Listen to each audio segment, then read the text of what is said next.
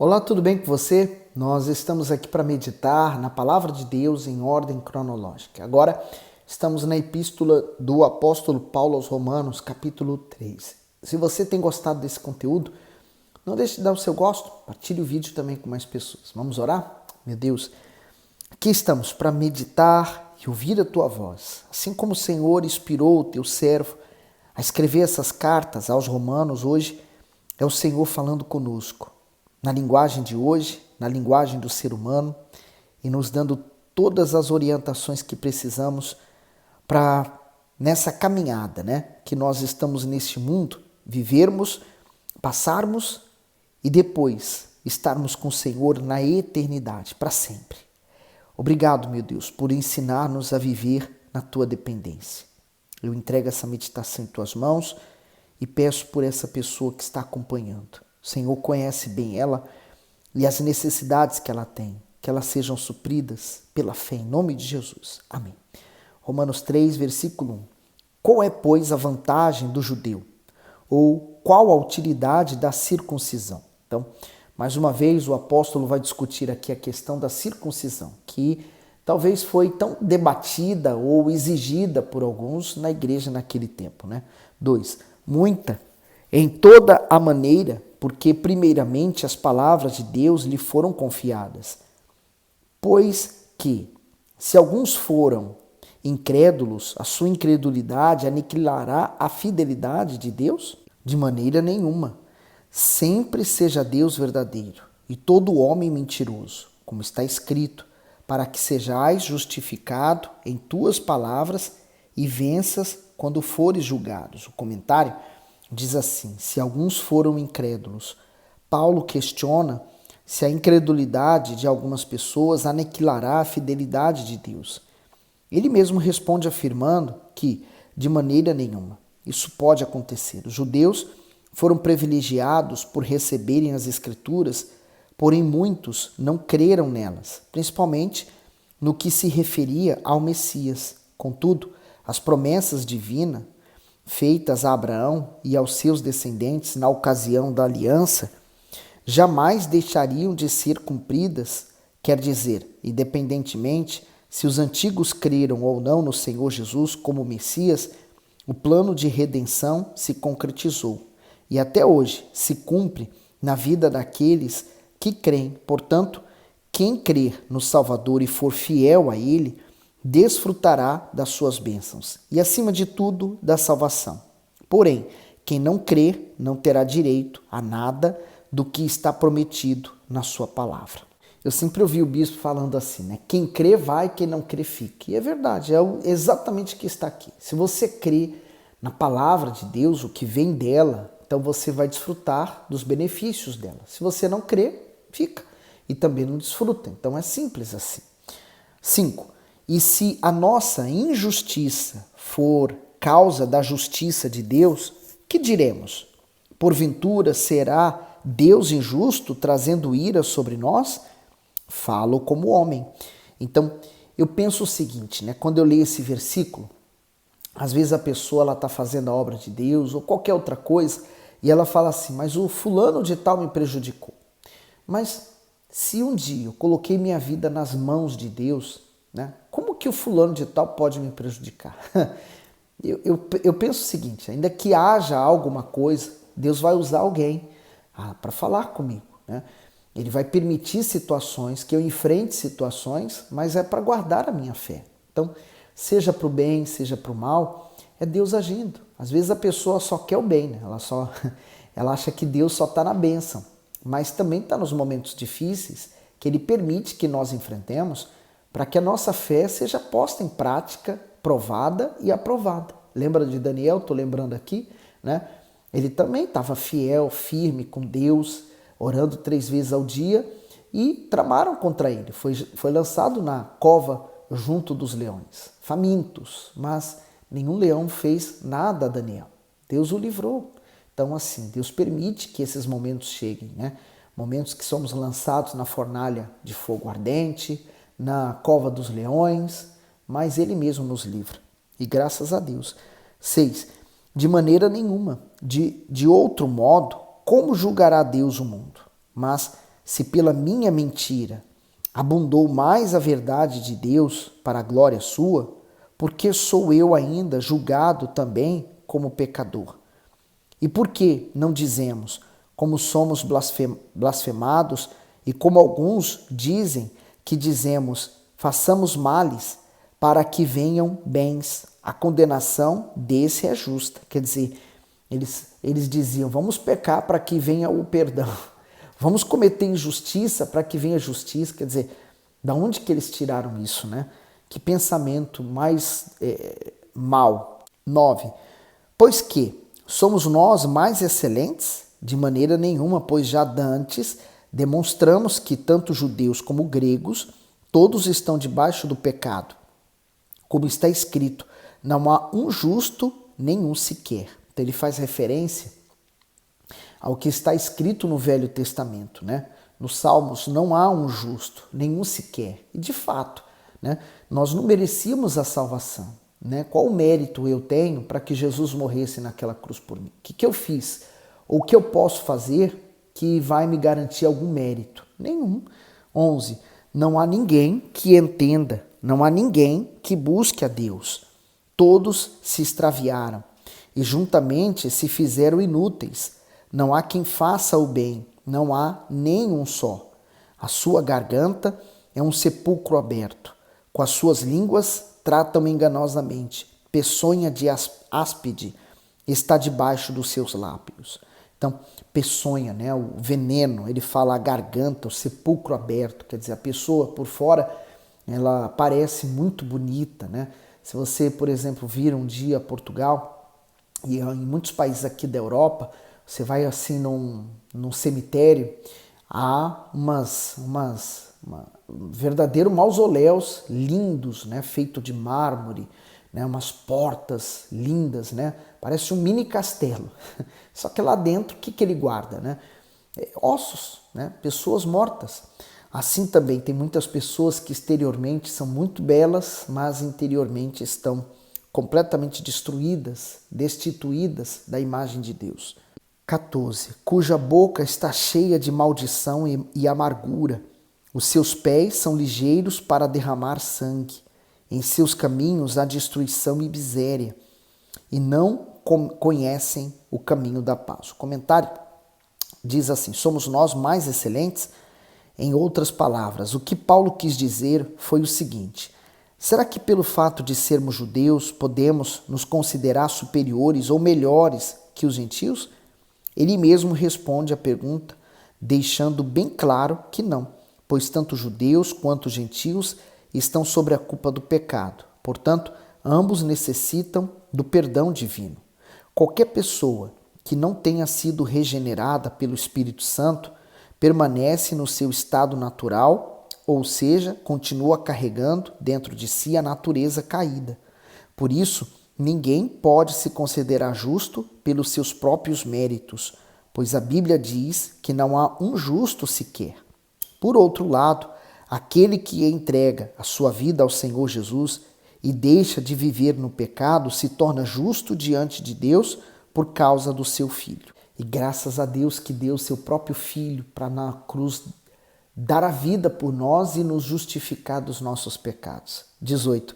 Não há temor de Deus diante de seus olhos. O comentário, não há temor de Deus. À medida que o tempo passa e o fim do mundo se aproxima, o ser humano vai se tornando cada vez mais irreverente e desrespeituoso para com Deus e com a sua palavra.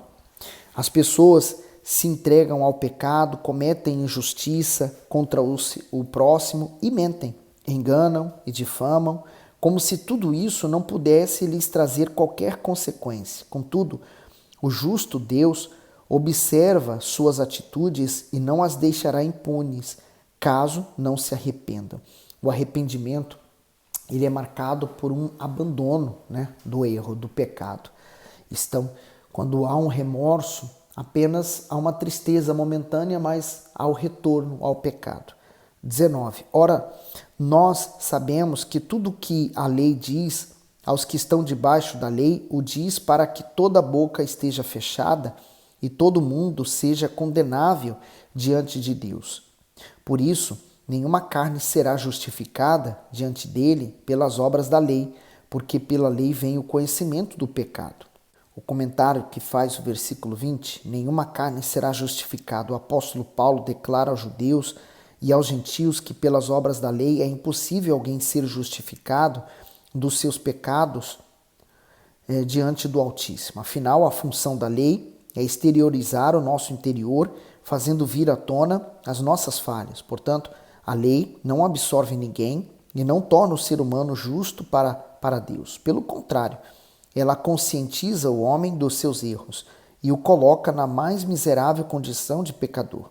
Diante disso, ele tem necessidade de ser justificado pela fé no Senhor Jesus, pois é Ele quem nos absolve dos nossos pecados. Basta falhar numa parte da lei que você já falhou em todas, né?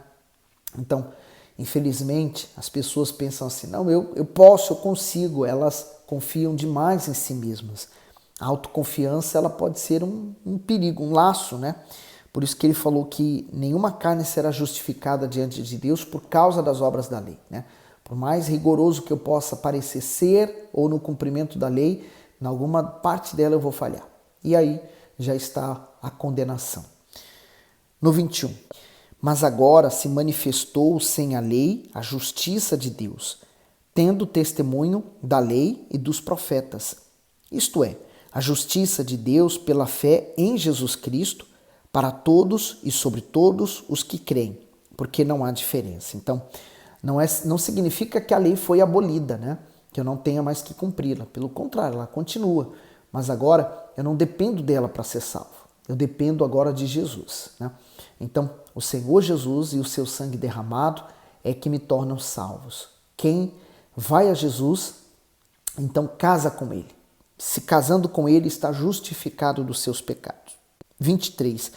Porque todos pecaram e destituídos estão da glória de Deus, sendo justificados gratuitamente pela sua graça, pela redenção que há em Cristo Jesus. O comentário do 21 ao 24 se manifestou sem a lei. Paulo volta ao assunto principal da sua epístola, a justificação pela fé.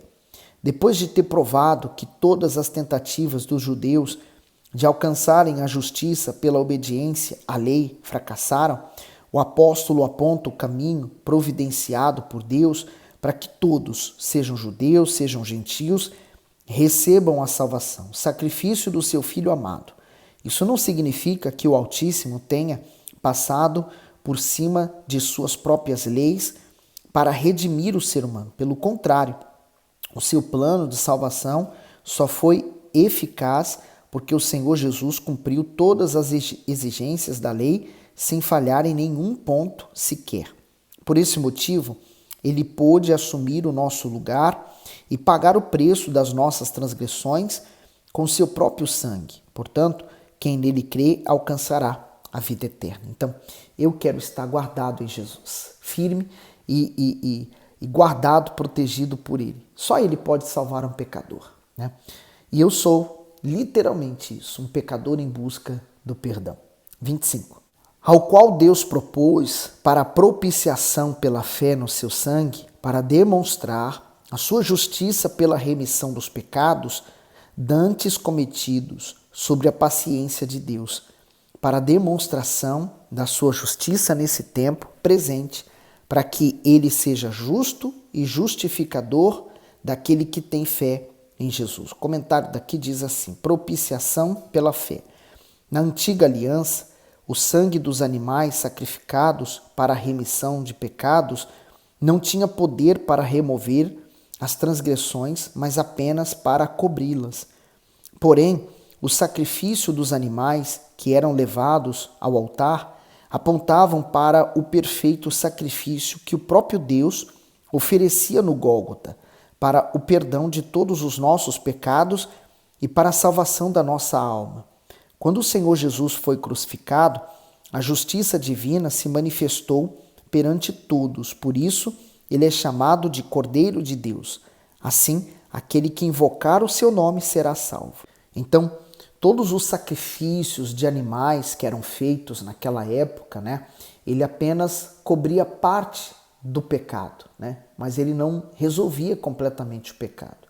Como você deve saber, a consequência do pecado é a morte. Vamos lembrar lá atrás, quando Deus falou para Adão, olha, se você comer desse fruto, certamente morrereis, né? Então, quando Adão comeu, ele não morreu logo, né? A morte que nós entendemos como a morte do corpo. Mas o que morreu naquele momento foi a ligação entre ele e Deus, que é o Espírito, né? Então ele deixou de ter comunhão com Deus, porque ele desobedeceu. Naquele momento, ele foi afastado daquele jardim maravilhoso e ele foi posto fora. E quem está fora, né? Fora da igreja, fora da comunhão com Deus, fora dos prazeres divinos, fora da palavra de Deus, esse sofre. Adão sofreu e sofreu muito, né? Como consequência dos seus erros. Ele envelheceu e veio a morrer. Então, a morte física, mas a pior morte não é esta. A morte espiritual é a pior.